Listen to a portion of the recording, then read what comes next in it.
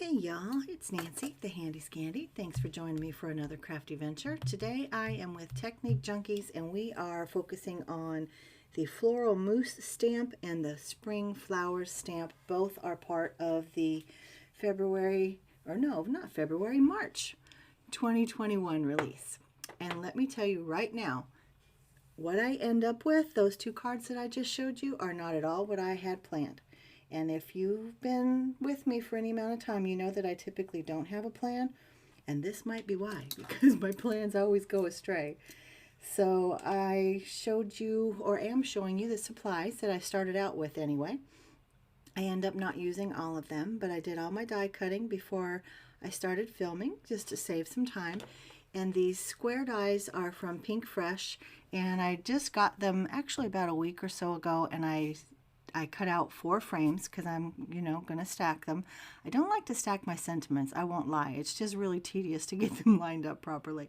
But anyway, I stack up 4 of these frames because I just want my frame to have some dimension and some presence on my card. So the 2 panels that I start out with, I showed you a green one and I showed you one that has some pink, and they're both very mottled. Those are remnants of a gel plate pull, and you know how I like to use those in my card making, so I'm very happy that I can do that. But the one that has the pink, the smaller of the 2 that I stamped the mousse on, and you'll see that sooner than later, that is actually copier paper. So it poses some issues because it's very thin, right? It's very flexible, and when it gets wet, it warps a lot, and it's a delicate paper. So this one is the 110 pound Nina Classic Crest, 110 pound, and there's some really pretty stencil work on that from the gel press. And you know me though, I've got to add more. So I'm using this sprig stencil from A Colorful Life Designs. Should be available in the Technique Junkies store as well. And this actually came out last summer, I think, but I just thought it was really sweet and it kind of went along with the spring feel. And so I added it to both of my card panels. And again, at this point, I'm thinking I'm making one card. Okay, I'm thinking I'm making one card. Yeah, I didn't think it out. Anyway, so now I am doing a little bit of a mono print or a ghost print. I wanted to get that texture and the rest of that ink that was left on the stencil, so I spritzed it with a little bit of water, put the panel down on top of the stencil, and then just kind of rubbed it to pick up that ink and the water. And of course it's reactive, and you get the texture and the pattern and all of that goodness that I just love so much. Of course, because they're wet and the copy paper especially is very flimsy and fragile, I had to hit it with a heat tool before I could move forward. So these are both dried now, and I am about to stamp up the Spring Flowers stamp, and it is a background stamp. It's gorgeous. It's gorgeous. If you want to just stamp it out like this in one color, if you want to do it in black, in gold, in white on a colored cardstock, or if you want to do it in black and then color it in, watercolor, I mean, you name it, the options are limitless. This is absolutely gorgeous. And it is, even though it's detailed like that and it's a specific image per se, if that makes any sense, it's actually a background stamp. I mean, look how big it is. It covers the whole background. So I have stamped it in, I think it's Bundled Sage Distress Oxide ink, and here you can see that I'm using my glaze on it. It's the Rustic Wilderness embossing glaze, and I liked using the darker glaze with the lighter ink because it kind of finds a nice balance in between. The Rustic Wilderness was too dark, but the Bundled Sage was a little too light, and I needed a little bit more contrast, so I feel like the combination of the two was it. And then here I stamped up that sweet floral mousse, and I don't know if you can see the detail on his lower body. There's flowers. There are flowers embedded in him, if so to speak. But I stamped him up in the Vintage Photo Distress Oxide, and I used the embossing glaze for him as well. And it's at this point that I realized my plan isn't going to work. So, okay, I just jump right into action. We go for 2 cards. Because I thought, in my head, I thought that the mousse panel was like 2 inches tops. But it's like 4. It covers the entire background. So, it's going to be a card all on its own.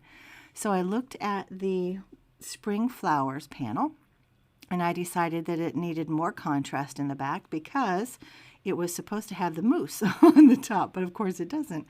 So I went at it with the stencil again, and then of course I distressed the edges, and then I had to distress the edges of the moose panel, and I come in and I distress the edges of the frame as well. I started to do it in just the green, but it was too light. So, oh yeah, I forgot that I did the stenciling on the moose panel as well. I just wanted a little bit more. It was already there, but I wanted a little bit more. And this time I'm using the green. And last time I had used some of the green, some of the brown, and some pink as well, because there's some pink in that background. But ultimately that pink very much takes a back seat to the distress. What do I have? Vintage Photo and Bundled Sage, which I love. I love green and brown together. I love pink and green. I love pink and brown, and the three of them together, just my heart is happy. But here, like I said, I ended up doing the distressing on this frame with the Vintage Photo, and then I used the Rustic Wilderness glaze, and that again kind of made a happy balance in terms of the end color on that frame, because it's a little more brown than green, because the brown comes through on the glaze. The glazes are translucent. Again, I'm doing kind of the mono print or the ghost print to pick up that ink that's left over on this panel that's going to go behind the moose. And it's so cool. All that texture and that pattern that you get when you pick up that ink on a stencil, it's just really cool. If you've never tried that technique, let me encourage you. You just flip your stencil over that hat with the ink side up. You spritz it with a little bit of water. You put your card panel down on top of it, and you just rub it.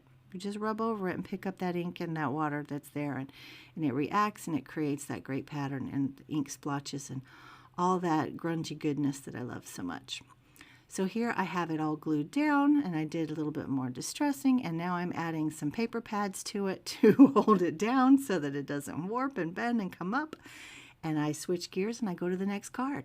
So back and forth until ultimately I get them both done. And with this one, again, this is the Spring Flowers panel, and I wasn't sure if I wanted to pop it up on some foam tape or what I wanted to do, but you can see that I just glued it straight down with my tape runner. Now you'll notice I did not put sentiments on either of these. In the beginning, I was going to put the Take the Scenic Route sentiment, but once they took on a life of their own, that changed gears, and I ended up not putting a sentiment on either of them on purpose. But what I did decide to do on this one, you can see I'm using that beautiful lace. And so I go and I plug in my glue gun, because I mean that's fabric essentially, and regular glue is not going to hold that down. So my glue gun is heating up behind me while I work on the moose card, and I just glue this one down. Now you notice I did not distress the edges on that. I figured that was enough, and it's a smaller card. I know I'm a more is more girl, but I hope that I know when to stop. And maybe I don't. Anyway, I used the liquid glue to glue the moose panel down because, again, that paper is really fragile, and I didn't want to risk breaking it by using the tape runner. So again, I put it up under some paper pads, and here's the Spring Flowers panel with that lace. Sorry, I just got a text message. I apologize. And then on the moose, you can see that I colored in the flowers on his lower body, and I added a die cut, and I colored that in with my Arteza Everblends. And I'm really happy with these.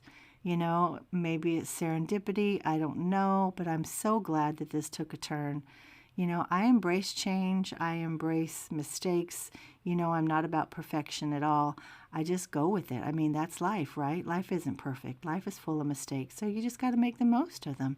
And here I made two beautiful cards. Technique Junkies, you've done it again. Another great release.